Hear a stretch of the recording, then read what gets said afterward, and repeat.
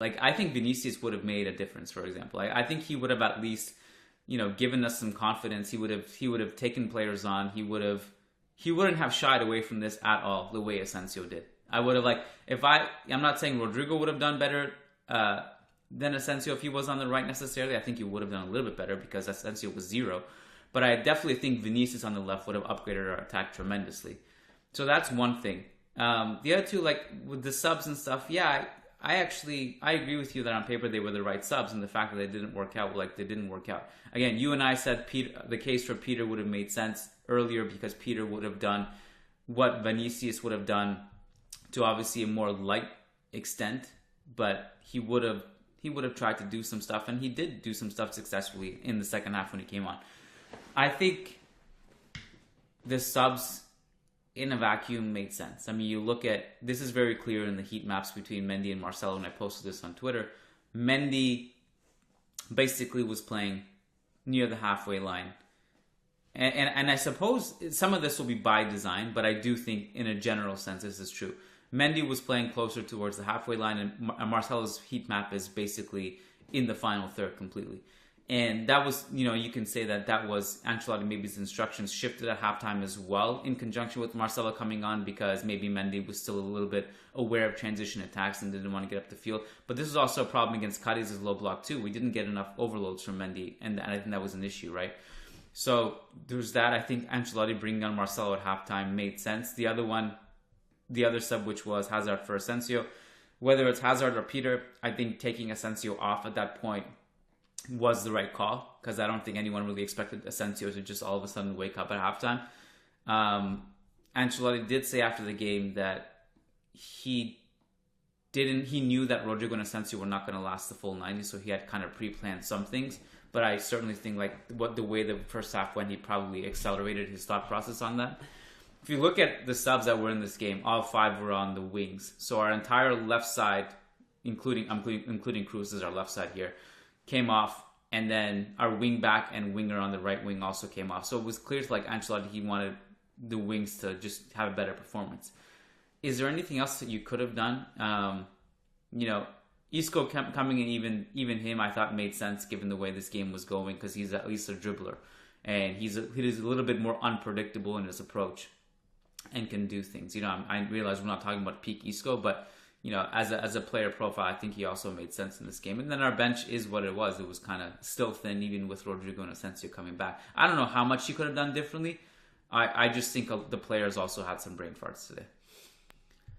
Yeah, and it's funny you mentioned Vinicius and just how his individual impact would make a difference in this match. I think that kind of goes along with the theme I was saying the other day, in that almost against these teams that play a deeper block, just because we don't have a set system in place and we more or less look to play in a counter in some of these bigger games, you need every inch of individual quality you can get to make the difference. Just because that one superstar moment can be the make or break difference. And so it almost gets me thinking, like in my head, it makes more sense not to rotate against the smaller teams, but maybe do a few rotations against the bigger teams and slip guys in, because you can get away with it because there's more open space. You play more to your transition game plan, and maybe you can rest a Modric and put in a Fede and things of that nature. Maybe you can rest a Benzema and put in a Jovic, like we saw against Inter Milan. And so I think. And then against the games against Cadiz, Espanyol, Osasuna, that's where you need every little inch of individual quality, because you're literally playing against a deep block where you're going to be relying on that individual quality, because we don't have any patterns or system in play that can break it down. And like you said, and Pep's even admitted, it's, even if you do have a system in play, it's very, very, very difficult to break down. So, I mean, I don't know. I don't know what your take is on that, but it almost kind of reinforces it for me. Part of the reason we went on that league tear in 16-17, part of it, obviously, one side of it being the depth that we had, and Zidane doing the Team A, Team B thing, obviously. We've had individual brilliance to transcend games like this in the past. Whether it was Cristiano Ronaldo whether it was even Gareth Bale at his peak, putting the team on his back during that stretch and that run. What year was that where he was scoring late goals when Ronaldo was out injured? I can't remember now. 15, 16, I think. Yeah. We had the silver stripes on our jersey. Yeah. So we've had. That's the benefit to me, right? So like, the benefit of superstar is, in some ways, the definition to me, if there were somewhere to make up a definition in a dictionary, you could look up what is a attacking superstar in football. In a lot of ways, it's someone who can outperform their XG and just do things that are beyond tactics, right? You can get every tactical approach right in a game like this, and the ball just bounces a different way. You make an individual mistake. Maybe you fall asleep on a certain sequence, and you can break down the opposition and then get your shot blocked last second. The goalkeeper can pull a save out of his ass. That's kind of also what happened against Sheriff. Let's be honest. I mean, the performance against Sheriff was better than the performance today, because the performance against Sheriff was just a freak result where their goalkeeper was amazing. We missed easy chances. We got into good goal scoring positions, and everything. The XG in that game was much different than the one in this game. This one was neck even. We were both under 1. So this one was just a much worse performance than that. But I think, part of the reason you have a Vinicius in this game, and it helps, is because he can maybe dribble past 2 players and then suck in like a fourth defender, and then all of a sudden that drags space away for Benzema to have an open tap in at the far post. Things like that, obviously. And, you can't, as much as I think this was a bad performance, you can't convince me that Haaland wouldn't have, done some damage in a game like this in some way, throwing some bodies around in the box, not taking prisoners, getting in on the end of some crosses that Cruz put in, or Mbappe upgrading our right wing.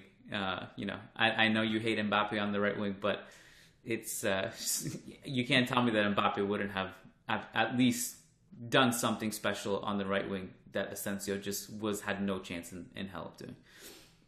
Don't put a false agenda out there. I don't hate Mbappe on the right wing. And now I'm just. This is how rumors start. You're gonna have mentions on Twitter now. Yeah, I mean, I think I agree, and I think this is like, honestly, the only chance I think of in the second half was that Benzema shot that got blocked by a Cuenca header. It was after a good combination between Benzema, Hazard, and Marcelo at the top of the box. It was like right after Mariano got subbed in. And I felt like that was the chance. That was the chance of the game. If that went in, maybe we could have turned the tide, because it was goal bound, but Cuenca just got his header in the way. And once that didn't go in, I don't know. I just didn't feel like there was anything that was coming. And we only had, in the second half, we only had 1 shot for our first 20 minutes of the second half. So it was just, there was nothing there. And do you think there was a case where Benzema should have passed that to Rodrigo in the box for that one? Or was it Vasquez? I'm thinking about that again, and I don't know. When I looked at it, like, I was expecting him to shoot, just kind of on immediate reaction. So did I. But then I think the hesitation allowed time for the defender to come in and block it, I think. Yeah. So that's like, when I say like Marcelo did some stuff in the second half, there was like a few of those where like him and Hazard combined well with Benzema on that side and just did things right. Yeah, I thought he was an upgrade over Mendy. And like, it's, again, he doesn't have to defend in this type of game. So it's the perfect type. The conditions are perfect for Marcelo. But he's a guy who I think is the best crosser in the team. And we really didn't see any. He had 3 crosses, but none of them hit their target in this match. And so that's where, when I see Marcelo coming in, that's where I expect more from him. I think he did have some good combinations at the top of the box, like we mentioned, but the crossing is something he's elite at. And I would have liked to have seen him do better in that regard, especially in this type of match.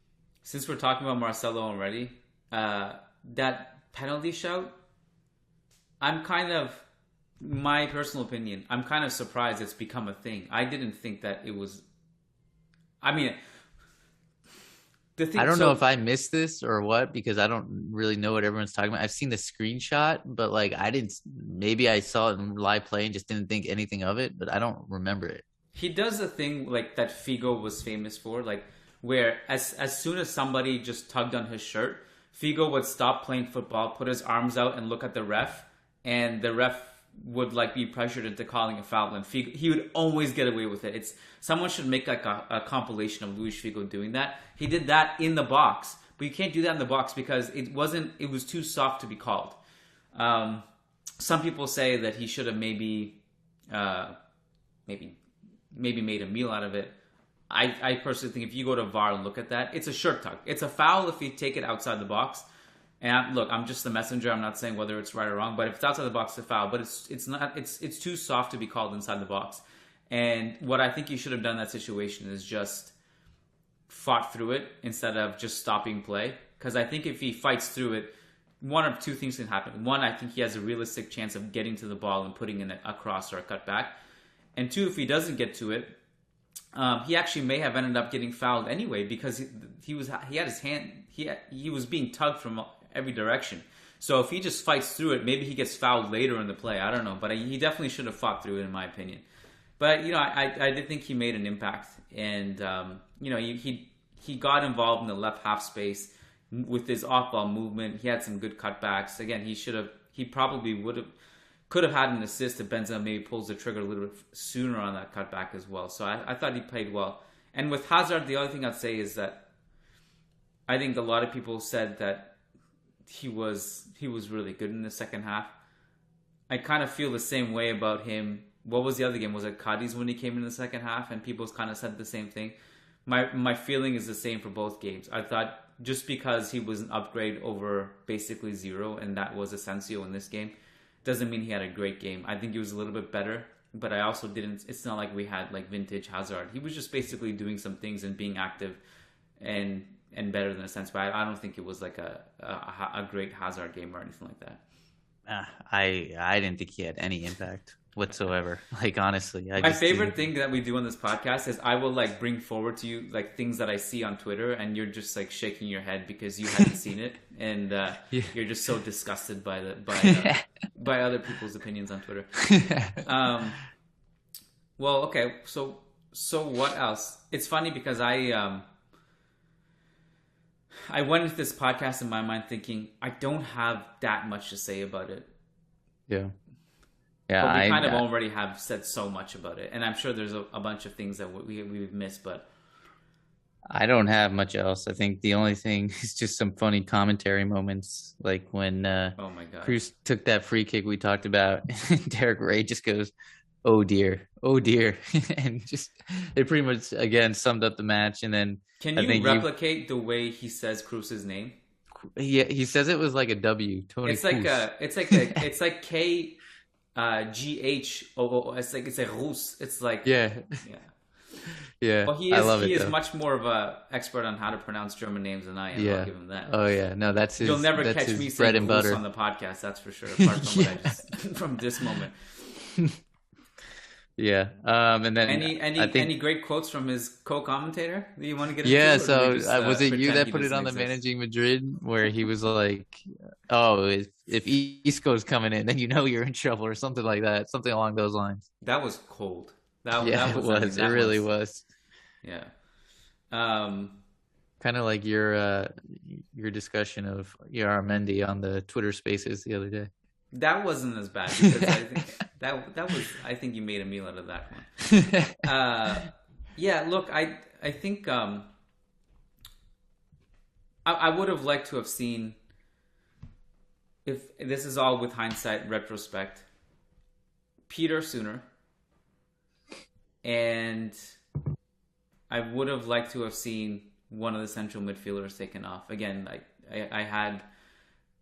I'm in vacation mode, obviously, and I said at the beginning of the podcast, Camavinga would have made sense. I was wrong about that because he's not on the team. But at least give me some Fede in this game and see if we can get away with not having Casemiro in this game, given that he's not going to be a line breaker or incisive passer that would unlock a defense, unless you're going to do the Zidane thing where you just throw him in the box and start crossing. I would have liked to have seen that if we're going to keep Casemiro on the field, to be quite honest with you. I think that would have at least done something. Maybe if you have Casemiro, Mariano, and Benzema flying in for headers in the box, at least maybe that actually does something. But We didn't even go that route. So those are the two things that I would have liked to see.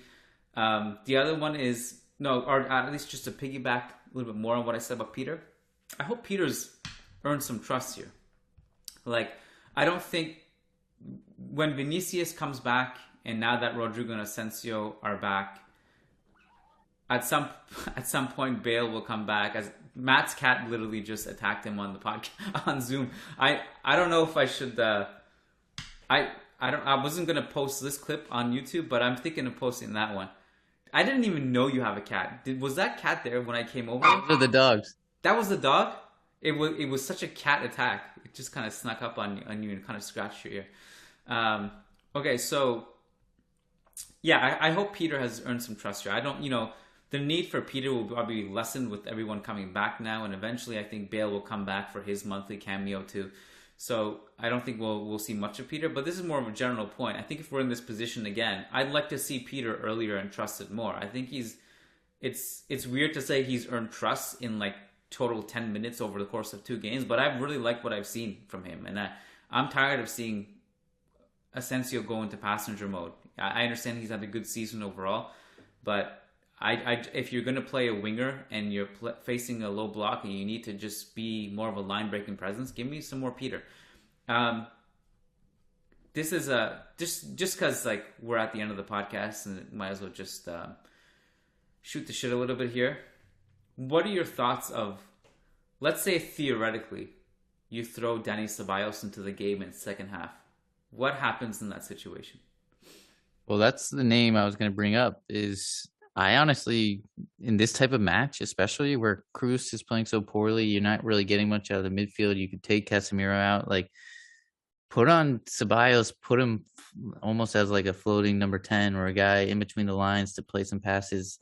And that's his best position for me, further up the pitch. I hated when he played in that double pivot role for Arsenal in a rigid system where he was just sometimes he shackled. Was the anchor, and I didn't like it. I like that even less. Yeah, and for me, he was shackled. It was like Kovacic under Sarri. He played night and day difference once Lampard came in, and I think it was the same for Ceballos. Like some of the games in the Olympics, yes, I know it's a U23 tournament, but his first game before he got injured, he played some incredible through balls, and it was like vintage Dani Ceballos you saw at the U21 tournament and at Betis. And so I think that's like a type of player against a low block. He can do something. He can maybe make something happen. If anything, you never question Ceballos' commitment. He's one of those guys that always gives 110%.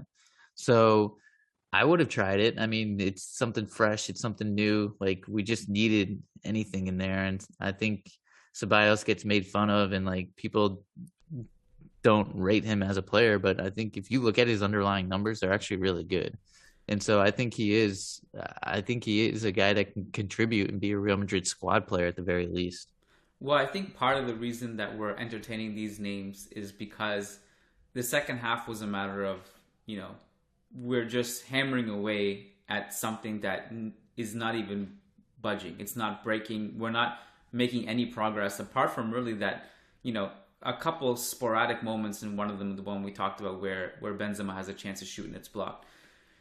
Nothing was working. So why we're going kind of deep in this depth chart here and making this into a conversation is, one, well, because we're thin right now, and two is because might as well just throw the kitchen sink at this and see if anything happens. I wasn't too worried about our defense. It was holding up fine apart from literally 2 moments in the entire game, and they were both in the first half stemming from mistakes. So I wasn't too worried about that end. So I'm just saying, I'm not asking us to start putting 11 players in the final third, but I'm just saying if you have someone who can at least, with some better vision with the ball at his feet, like a Ceballos, would actually make sense in a game like this, as opposed